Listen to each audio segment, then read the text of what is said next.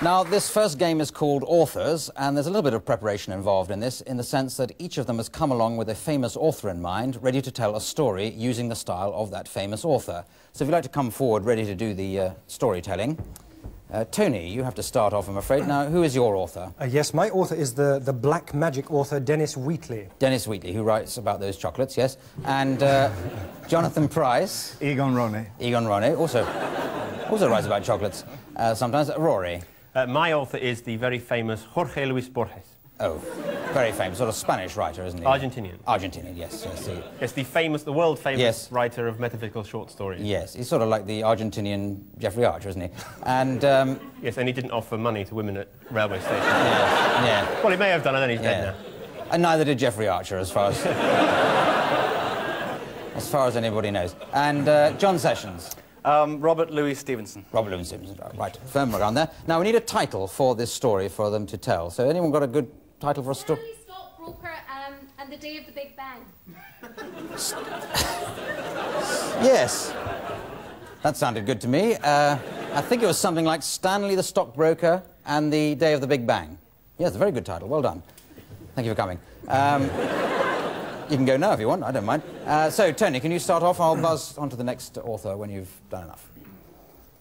As the Big Bang ceremony commenced, Stanley stood before the silver pentangle, his breasts dangling. The white-clad figure of the Countess de Baudricourt found herself suddenly sucked into a satanic vortex of child sacrifice, depravity, and goat droppings.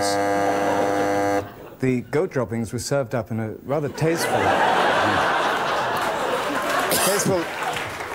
mousseline de framboise, as I remember.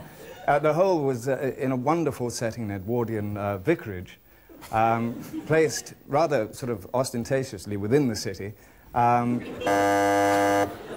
hearing this, Suarez turned to Dalman and said, "Diles que no me maten, hombre! Por caridad de Dios! Diles como viejo que soy! Que no valgo nada, hombre! Diles!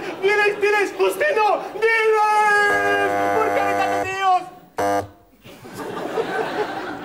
It was with a certain lachrymose tear that I took the key out of my father's house in the year of 1751. What a shame it was that he had dealt so long in Lonro and long bonds in Hong Kong and Japan, rather than giving his attention, as indeed he might well have done, to the Appin Stuarts and good Lord Charles. There I was. Good Lord Charles was Stanley's father. He was also a stockbroker. On your knees, farm boy. And taste this rather delicately prepared ta-ta-ta, which... Que no valgo nada!